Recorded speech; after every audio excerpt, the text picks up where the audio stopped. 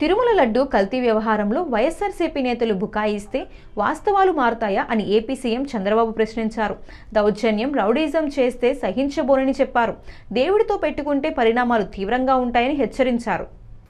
తిరుమల పవిత్రతను కాపాడుకోవాల్సిన బాధ్యత అందరిపై ఉందన్నారు. లడ్డు కల్తీ వ్యవహారం నేపథ్యంలో deputy CM Pawan Kalyan, BJP రాష్ట్ర అధ్యక్షుడు పివిఎన్ మాధవ్ పలువురు మంత్రులతో కలిసి సీఎం కీలక భేటీ నిర్వహించారు. అనంతరం నిర్వహించిన మీడియా సమావేశంలో చంద్రబాబు మాట్లాడారు. ప్రజల దృష్టి మరల్చేందుకే మాపై వైకాపా దుష్ప్రచారం తప్పు చేసి దాని నుంచి ప్రజల దృష్టిని మరల్చేందుకు మాపై వైకాపా నేతలు దుష్ప్రచారం చేస్తున్నారు.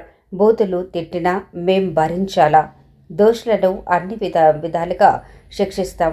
ఆ వ్యవహారంలో చర్యలు తీసుకోవాలని సిబిఐ మాకు ఓ నివేదిక పంపింది.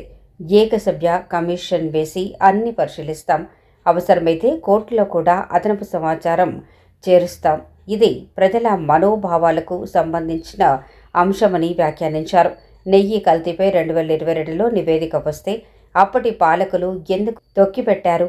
తప్పు జరుగుతోందని తెలిసి కూడా దాన్ని కొనసాగించారు. మీరు చేసిన పని దుర్మార్గమైన అపచారం అని చంద్రబాబు అన్నారు. ఆ కెమికల్స్ కూడా కొన్ని ఆయిల్తో తయారు చేస్తారు, కొంతమంది యానిమల్ ఫ్యాట్తో కూడా తయారు చేస్తారనే పరిస్థితికి వచ్చారు. అంటే దేవుడు అంటే లెక్కలెత్తనం, డెలిబరేట్గా అపవిత్రం చేయడానికి మీకు విశ్వాసం లేకపోవచ్చు. విశ్వాసం లేకపోతే ఆ జోలుకు రావద్దండి. విశ్వాసం ఉండే భక్తుల మనోభావాలు దెబ్బతీయడానికి, లేకపోతే దేవుని యొక్క పవిత్రత దెబ్బతీయడం, ఇది చాలా దుర్మార్గం. ఇది మామూలు కాదు, ఇది మహాపాపం. నేను చాలా స్పష్టంగా చెప్తున్నా.